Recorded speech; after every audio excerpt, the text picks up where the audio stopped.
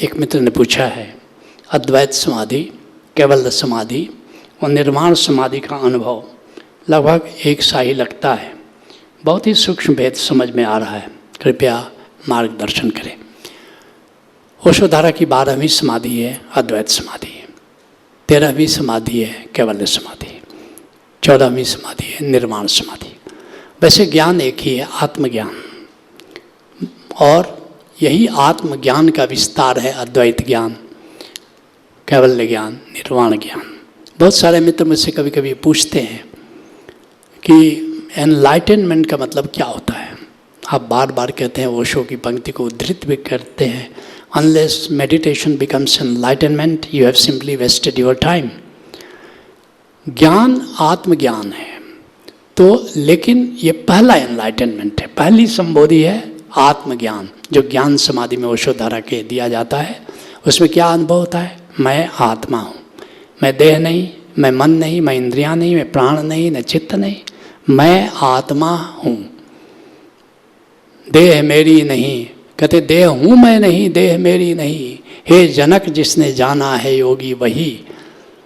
देह से तोड़ो तादात में और देख लो, तुम अभी से सुखी शांत हो मुक्त हो। बोध हूँ, बोध हूँ मंत्र की आग से जला, अज्ञान का वन सुखी हो सके। कहते अष्टावक्र, एको विशुद्ध बोध हूँ, मैं विशुद्ध बोध हूँ। इति निश्चय वहनिना, इस निश्चय को अपनी आग बना लो। प्रज्वालया अज्ञान गहनम बीत शोको सुखी भव, अज्ञान के जंगल को जला दो, शोक से मुक्त हो जाओ, आनंदित हो जाओ। ये ज्ञान है, ये आत्मज्ञान है। मगर दिस इज फर्स्ट एनलाइटनमेंट। दूसरा एनलाइटनमेंट क्या है? अद्वैत समाधि। अद्वैत समाधि में क्या जानते हो? ये भगवान महावीर का ज्ञान है कि मैं आत्मा हूँ। अद्वैत समाधि में क्या जानते हो? मैं आत्मा हूँ, ठीक है, लेकिन हमारी आत्मा और दूसरे की आत्मा अलग अलग नहीं है। सब एक ही डोर से सभी आत्माएं बंधी हुई हैं। अस्तित्व एक है और उसी अस्तित्व का हमारी आत्मा आंतरिक विस्तार है।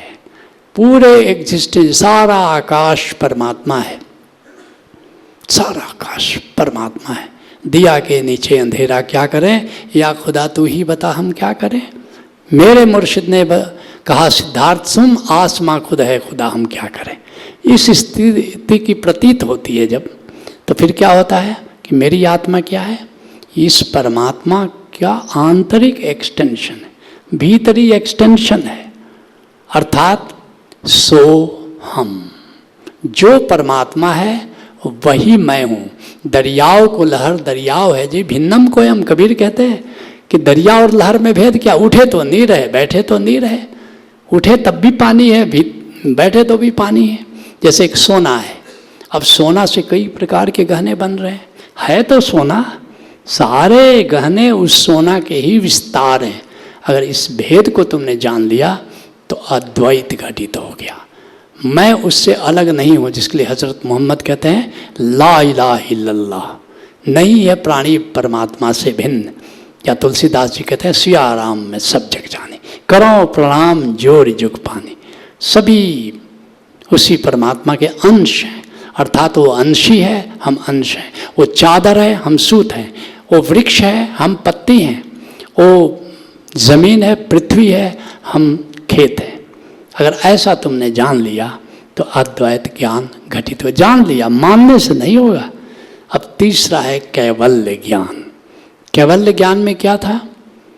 अहम ब्रह्मास्मि, मेरी आत्मा का की कोई सीमा नहीं है, अनंत फैलाव है।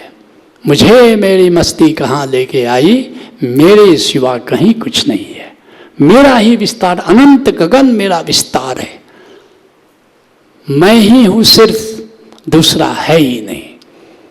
अद्वैत में क्या था कि मैं उसका अंश हूँ, लेकिन केवल में क्या होगा? समस्त मैं ही हूँ, मेरा ही विस्तार है, समस्त मेरा विस्तार है। अद्वैत में क्या था? उसका विस्तार मैं हूँ। केवल में क्या था? वह मेरा विस्तार है। ये केवल ज्ञान हुआ। फिर निर्वाण ज्ञान जब घटित होता है तो क्या होता है? खंड है ही नहीं, मैं और तू है ही नहीं, यह और वह जैसी कोई चीज ही नहीं है। अखंड एक ही परमानंद अस्तित्व है, एक ही सत्ता है, दूसरी सत्ता है नहीं। तो कौन कहे कि मैं और कौन कहे कि तू और कौन कहे कि यह और कौन कहे कि वह, ऐसी कोई सत्ता ही नहीं है। इस परमानंद अस्तित्व का, उसकी अखंडता का, उसकी सार्वभौमता का जब तुम्हें बेबोध होता है, उस स्थिति का नाम निर्वाण है। संबोधि का चौथा सोपान, इसके आगे भी सोपान है, समय आने पर वो भी बताऊंगा। आज इतना ही। हरि ओम तत्सत।